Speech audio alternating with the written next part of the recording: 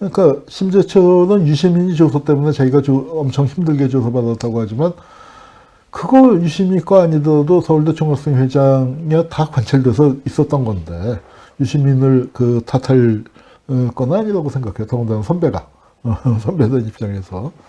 그래서 하여튼 김대중 난모 사건 때 허위자백을 했는데 허위자백은 모두가 다 했습니다. 고문 이기는 장사 없으니까. 그런데 차이가 좀 있어요. 그 심재철도 다 허위자백을 했는데 문제는 뭐냐?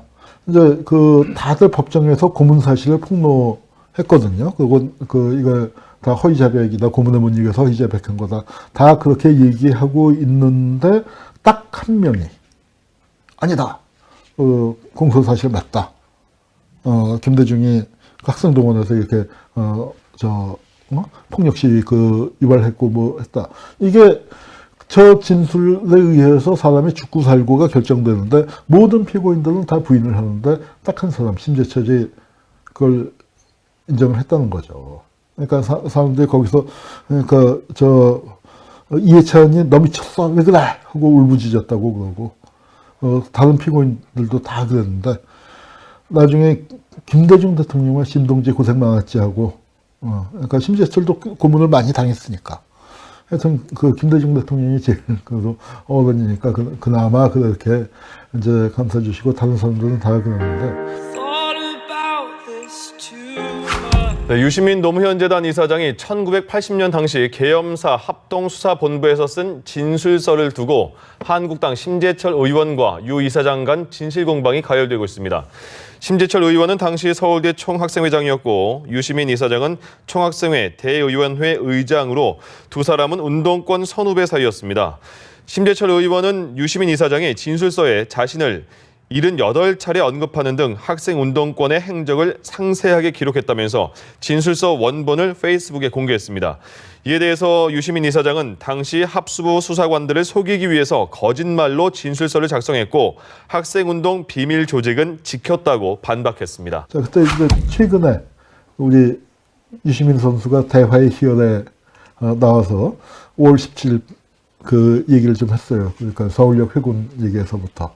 근데 그걸 하다가 이제 엉뚱하게 저까지 거론이 됐습니다. 제가 옛날에 유시민처럼 철들지 맙시다라고 칼럼을 쓴 게 있는데, 뭐, 그것 때문에, 이제 하여튼 거론이 됐는데, 유시민이, 하여튼, 뭐, 저는 제 기억을 갖고 썼더니, 유시민은, 그건 한원구 기억이고 너무, 윤색이 된 것 같아. 자기를 좀 잘 써줬더니 민망하니까. 그런데 하여튼 제 기억은, 저는 뭐 제 기억에 의거해서 충실하게 썼고, 그리고 그때 참 시민이 얘기로는 자기 도망가려고 그랬다 하는데, 어쨌거나 지금 빨리 가자, 지금 나가자라고 했을 때, 그때는, 지금 어떻게 가냐, 남아있겠다. 라고 하고, 뭐 몇 시간을 더 남아있다가 이제 잡혀갔으니까. 하여튼 그 얘기를 쓴 겁니다. 근데 이제 그걸 썼더니, 이 심재철이 그 당시 학생회장이었고 유시민한테는 서클 1년 선배예요. 같은 서클이에요. 같은 서클. 서울대 그 당시에 지하학회라고 불렀는데 농촌법 학회라는 같은 서클 출신인데 원래 같은 서클에서 학생회장 대의원회장이 같이 나오는 게 잘 아닌데 딴 대의원회 의장을 원래 시키기로 했던 친구가 좀 토론에 나가서 좀 무참하게 버벅대는 걸 보고, 그러니까, 쟤 갖고는 안 되겠다. 대의원회 의장은 말 잘해야 하는데, 하고 이제 유시민을 핀치히터로 내보냈죠. 그의 시민의 인생이 또 바뀌게 된 계기인데, 이제 그때 사건을 이제 이해명으로 뭐 조졌다 하고 하는데, 요새 심재철 의원은 자기한테 뭐라고 조금만 하면은 다 하고 있어서, 그러니까 이해찬 그 대표도 할 말이 굉장히 많을 텐데 얘기를 안 하고 있어요. 한번 고소당하고 이제 그랬었던 것 같고. 유시민이 민주화인사 77명을 상세히 써냈다. 이게 유시민이 하고 예능에서 진실 왜곡했다. 뭐, 그런데, 유시민이 그때 비밀조직 노출 안 시킨 건 맞죠. 무림 사건이 그 후에 터지니까. 그리고 이제 드러난 일들. 그러니까 심재철은 유시민이 조서 때문에 자기가 엄청 힘들게 조서받았다고 하지만 그거 유시민 거 아니더라도 서울대 총학생 회장이 다 관찰돼서 있었던 건데 유시민을 그 탓할 건 아니라고 생각해요. 더군다나 선배가 선배들 입장에서. 그래서 하여튼 김대중 나눔모 사건 때 허위자백을 했는데 허위자백은 모두가 다 했습니다. 고문 이기는 장사 없으니까. 그냥 김홍일 씨가 끝까지 그래도 아버지는 공산주의자 아니다. 라는 그 얘기만 안 했을 뿐 대부분 다 고문에 무너져서 하게 돼 있죠. 그걸 어떻게 견디겠습니까? 그런데 차이가 좀 있어요. 심재철도 다 허위자백을 했는데 문제는 뭐냐? 여기서 이제 80년 심재철을 의원이 한지를 알고 있다. 누가 썼냐면 최민희 의원이 썼는데 이 심재철이 또 아니나 다를까 고발을 했는데 이거는 무혐의로 나왔어요. 그러니까 무혐의로 법원까지 가지도 않고 무혐의 됐는데 왜냐하면은 최민희 의원은 자기 추측은 안 쓰고 이 기사 내용에 그날 내란모 사건 법정에 있었던 일만 갖고 썼거든요. 그러니까 이제 써도 이건 뭐 사실을 그대로 기록한 건데 하고 했는데 뭐냐면은 자, 이게 이제 사람들이 이게 이해찬이에요. 이해찬. 그 당시에 복학생. 진짜로 저렇게 생겼었습니다. 굉장히 지금도 그러니까 표정이 부드러운 표정이 아니지만 그때는 더 훨씬 더 있고 이게 심재철이에요. 이가 정동연 씨, 광주 복학생인데 이제 다들 법정에서 고문 사실을 폭로했거든요. 이거 다 허위자백이다. 고문에 못 이겨서 허위자백한 거다. 다 그렇게 얘기하고 있는데 딱 한 명이 아니다. 공소사실 맞다. 김대중이 학생동원에서 이렇게 폭력 시위 유발했고 뭐 했다. 이게 저 진술에 의해서 사람이 죽고 살고가 결정되는데 모든 피고인들은 다 부인을 하는데 딱 한 사람 심재철이 그걸 인정을 했다는 거죠.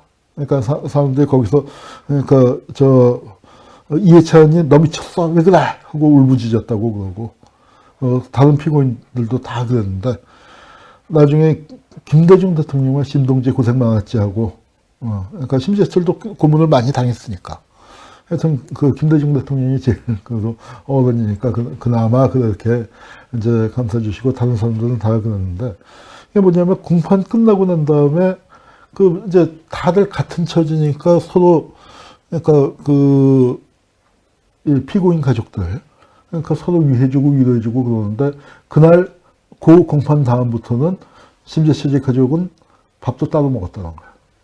그리고 다른 사람들도 오라고 안 했대.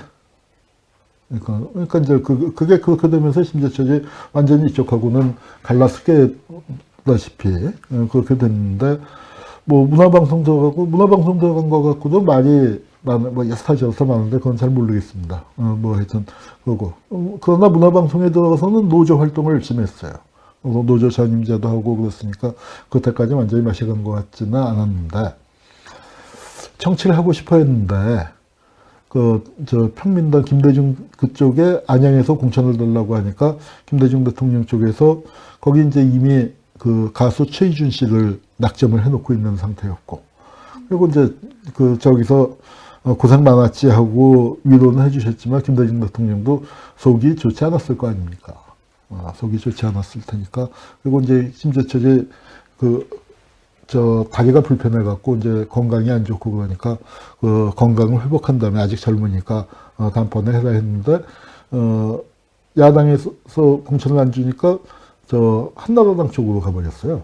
그래서 거기서 공천을 받고 나왔다가 이제 최희준한테 떨어지고 그 다음부터 이제 해서 쭉 당선이 돼서 지금까지 5선인지 6선인지 하고 있는데 근데 하여튼 그러면서 갈수록 좀 우리 쪽하고는 점점점 멀어지는. 저도 대학 다닐 때는 꽤 친하게 지냈었는데 그다음 무슨 저도 말 섞고 싶지 않아서 상가집에서도 그냥 보면은 나한테 아는 척하는데 예 하고 그냥 한 두세 번 그렇게 지나가 버리고 저도 가서 이렇게 옛날에는 그래도 살갑게 형하고 이제 그러던 사이였는데 별로 그러고 싶지 않아졌습니다. 이게 이제 그래서 참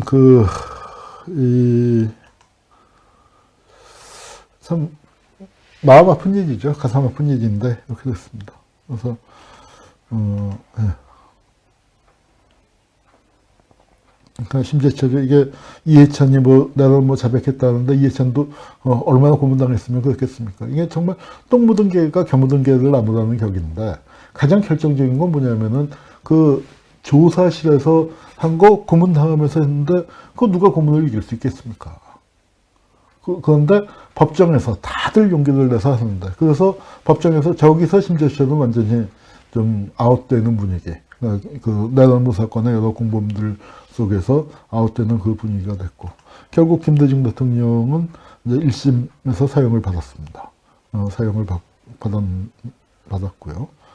그리고 이제 이때 재판에서 웃긴 게 자, 근데 내란음모 사건으로 김대중 내란음모 사건이라고 알려져 있잖아요. 그러니까 내란음모 법정에서 그 최고형을 찾아보세요. 유기징역이에요, 유기징역. 무기도 없어요. 근데 어떻게 사형이 나왔을까요? 내란 음모 갖고는 안 돼요. 다른 사람들 내란 음모 기원법 위반 아니에요? 여기 요 밑에는 기원법 위반만 있고, 요만큼은 내란 음모가 이제 추가가 된 거고, 근데 김대중은 내란 음모 위에 국가보안법 반공법이 있잖아요. 국가보안법으로 사용을 받은 겁니다. 뭘로? 한민통의 의장이에요. 한민통과 김대중 했는데, 한민통은, 그 사진을 틀렸는데,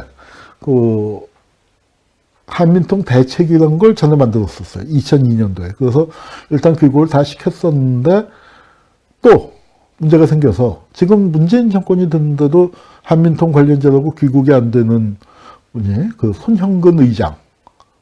손형근 의장님이 귀국이 안 돼서, 지난주에, 한통년 대책위를 다시 만들었습니다. 저도 대책위원으로 들어갔는데, 기자회견을 하는데 제가 급한 원고를 못 끝내갖고, 원고를 끝내고 갔어야 하는데, 원고 보내줘야 하는데 못 끝내갖고, 이제 기자회견을 아쉽게 못 갔는데, 같이 활동을 할 겁니다. 근데 이 한통년이라는 게 역사가 깊은데, 김대중 대통령 시절에 그래도 하여튼 김대중 대통령은 못 풀었어요. 중이 자기 머리를 못 갖는다고. 근데 노무현 대통령 취임하신 직후에, 그래도 안 되지. 우리가 이거 풀어야지 하고 해서 열심히 노력을 해서 하여튼 한통년 관련자분들이 이제 귀국을 하고 또 동교동 자택으로 김대중 대통령 찾아뵙고 이제 그렇습니다. 한통년이란 건 뭐냐면은 제일동포 단체인데요. 민단에서 갈라져 나온 겁니다. 조총련이 아니에요. 총련 소속이 아니고 민단 내에 있는데 민단이 박정희가 집권하고 난 다음에 민단을 굉장히 이제 어용 조직으로 만들어가고 한일 국교 정상화하면서 이제 중앙정보부가 가서 그렇게 장난을 많이 쳤는데 그때 민단 내에서 민족파 또 그다음에 한국의 민주화를 지지하는 세력, 민족적 양심을 지키려고 하는 세력들이 떨어져 나왔습니다. 그러니까 민단 내 비주주죠. 근데 그걸 뭐라고 불렀냐면 베트공이라고 불렀어요. 베트공. 베트공파라고 이제 불렀는데 김대중 대통령이 일본에 치료를 위해서 갔잖아요. 갔다가 그때 일본에 마침 계실 때 유신이 났습니다. 그래서 귀국하려고 보니까 야당 의원을 막 잡아다가 고문하는 상황이니까 김대중 대통령이 상황을 좀 보자 하고 있다가 귀국을 못 하시고 일본에 그냥 본의 아니게 망명을 하게 된 셈이 됐죠. 그래서 망명을 하면서 일본에서 이제 근데 한국에 유신하면서 막 나가니까 반유신 민주화 운동을 하기 위해서 일본과 또 미국의 해외 동포들을 모아서 유럽이랑 이제 하는데 거기서 단체를 만든 게 한민통입니다. 한민통. 지금은 이제 나중에 한통년이 됐는데 그래서 한민통을 만들고 한민통에 만들면서 제일동포들한테 이긴 게 총련하고는 절대로 관계를 갖지 마라. 그러면 내가 맞겠다. 그래서 한민통의 의장에 취임을 하려고 그랬어요. 취임하기로 예정되고 그다음에 미국에도 한민통 조직을 만들고 그리고 미국 갔다가 돌아와서 일본에서 이제 만들어서 취임을 하려고 할 때 낚아채운 거죠. 김대중 납치 사건이 바로 그 시점에서 일어났습니다. 그래서 사실은 한민통 의장을 한 적이 없어요. 취임하기 전에 잡혀왔으니까. 근데 한민통 의장이라고 이제 그 반국가단체, 한민통은 반국가단체고 반국가단체의 수괴이기 때문에 사용. 이제 이렇게 한 겁니다. 그걸 하기 위해서 이 전향 간첩이라는 윤효동이라는 사람을 법정에 출정시켰어요. 이 사람이 77년 5월에 자수했다고 하는데 북해 간첩이라고 하지만 제일동포입니다. 제일동포 이 사람이에요. 윤효동 이 사람인데 법정에 나와서 뭐 아주 말도 안 되는 이상한 얘기 하면서 이제 그 한민통이 조청년의 지정을 받고 북한의 지정을 받고 있는 단체고 그다음에 북한에서 돈을 대주고 있고 그다음에 김대중은 그 단체의 의장이라서 빨갱이다. 뭐 이제 이렇게 얘기를 하고 있는데 뭐 이 사람은 그러니까 말씨도 이제 그러니까 말씨보다도 그 용어가 완전히 다 이북 용어만 쓰고 우선 그 부부장 동지께서 어쩌고 저쩌고 이제 뭐 하고 이제 그렇게 얘기를 하니까 여기 이제 법정에서 그 재판 받으시는 분들 이분들이 이제 그 가만히 있지 못한 거예요. 내라는 모 사건인데 여기 아까 이거 사진 너무 앞으로 갔나? 네. 이분들 중에서 특히, 문익환 목사님, 또 고은 시인, 이런 분들이 좀 뭐랄까, 쇼맨십이랄까? 그 액션이 크신 분들이죠. 액션이 커서. 그 상황에서 뭐라고 얘기했냐면, 내란이다 하고 소리를 지르셨대요. 어떤 게 내란이냐. 아니, 여기 저 북한 말씨 쓰는, 북한 용어 쓰는 사람을 법정에다 해서 우리 민주화를 요구한 사람들을 빨갱이로 몰고 있는 게 이게 헌법 위반, 이게 내란이다. 하고 소리치고 이제 뭐 어디 간첩, 전형도 안 한 간첩을 데려다가 사기를 치느냐 하고 벌떼가 찔러넣어서 윤효동이는 증언을 끝맺질 못하고 도망을 갔다는 거예요. 연문으로, 가면은 이제 보통 증인들 들어올 때는 뒷문으로 들어오거든요. 뒷문으로 들어서 방청석에 앉아있다가 증인 대기석에 나가서 증언을 하는데, 이 판검사들 들어오고 피고인들 들어오는 연문으로 도망을 갔대요. 그러니까 이 윤효동이가.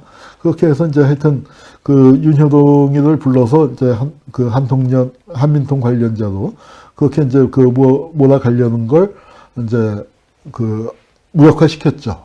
사실은 무력화시켰지만, 그거는 법정 분위기상 무력화시킨 거지, 판결에는 영향이 없습니다. 판결은 이것대로 되는데, 윤효동. 자.